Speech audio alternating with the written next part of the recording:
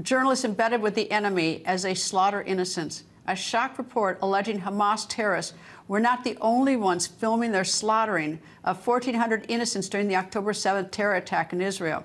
Who else filmed these brutal and sickening atrocities?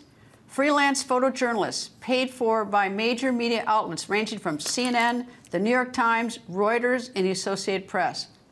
The media watchdog Honest Reporting published an investigative report listing a series of names. We're going to get to those names in a moment, but first, the watchdog group also posted this series of questions. Quote, what were they meaning, the journalists doing there so early on what would ordinarily have been a quiet Saturday morning? Was it coordinated with Hamas? Did the respectable wire services which published their photos approve of their presence inside enemy territory together with the terrorist infiltrators? Now, the report goes on to name names. Quote, 4 names appear on AP's photo credits from the Israel-Gaza border area on October 7th.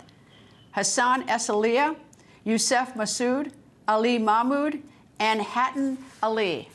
Now, Massoud also works for the New York Times, and Esaliah is a freelancer who also worked for CNN. The report says Esaliah crossed into Israel from Gaza. Once inside Israel, he then took pictures of a burning Israeli tank and pictures of terrorists entering a kibbutz. Esaliah posted this video of himself in front of the tank, but has since taken it down.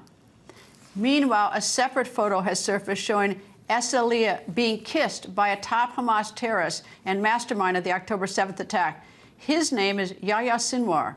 The investigative report went on to cite Reuters. Quote, Reuters has published pictures from 2 photojournalists who also happened to be at the border just in time for Hamas's infiltration. One of them, quote, took pictures of a lynch mob brutalizing the body of an Israeli soldier who was dragged out of a tank, end of quote. The Prime Minister's office arguing that the journalists are, quote, accomplices in crimes against humanity. Israeli opposition leader Yair Lapid demanded this. The same way the international media is always asking for a response from us, we are now demanding a response from them. Who are those journalists? Were they involved in the attack? Did they know in advance? And are you going to fire them? Also tonight, some news organizations seem to be scrambling for cover, claiming not to know anything about this. From the AP, quote, the Associated Press had no knowledge of the October 7 attacks before they happened.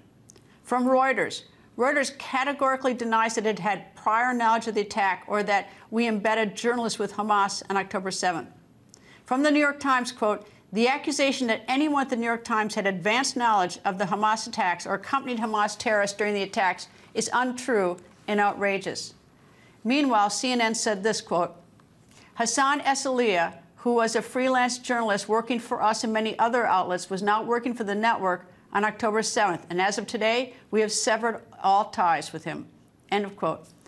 Representative Israel's Prime Minister Benjamin Netanyahu's office, Tal Heinrich, joins me. Good evening. Can you tell me anything more about what you know about journalists who may have been working with or joining with, not necessarily committing terrorist acts themselves, but working alongside with the terrorists during this October 7th atrocity? Well, Greta, just like you, we are still waiting to get answers, and we demand answers. We take this report very seriously, and I can tell you that this has been the talk of the day in Israel, a very, very dominant headline. And even if half of it is true, let's say, so it seems, then it is outrageous. And it is very telling about the coverage of what's happening in Gaza. You know, putting media ethics aside for a second, you are a journalist. I was a journalist until a few moments ago before this war broke out. It appears, as you said, that these so-called photojournalists are complicit, somewhat complicit, in crimes against humanity. Now, the videos of that journalist, by the way, who is pictured with Yahya Sinwar. Also, there's a video of a journalist holding a grenade, which it's insane. It's unimaginable. And all these media outlets who used or allegedly used the services are required to deliver answers. They need to provide some clarifications. We also expect accountability. You know, the Secret Service will run towards danger if their protectee, like the president, is attacked or shot or something. I really don't believe that journalists ran towards this just as was happening. They had to have been there. And if they were there, why were they there? How could they happen to have been there? And those are the questions I want to know, because I don't think all of a sudden they couldn't all of a sudden race from Tel Aviv to the site or from Jerusalem to the site and get there, you know, even within 2 hours. How is it that they were all there? These are fantastic questions, and we will have to get to the bottom of this. And we expect media outlets to tell us what they know and when they knew it. But, you know, viewers and readers around the world, honestly, should take every report coming out of Gaza with a huge grain of salt. There's no free press in Gaza. There's no free speech in Gaza. Everything is controlled by Hamas. Hamas are the people with the guns.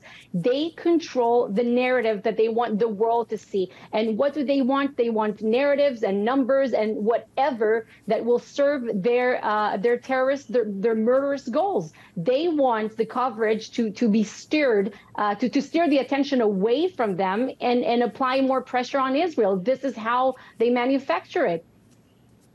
Tal Heinrich, thank you very much. Good luck. Thank you.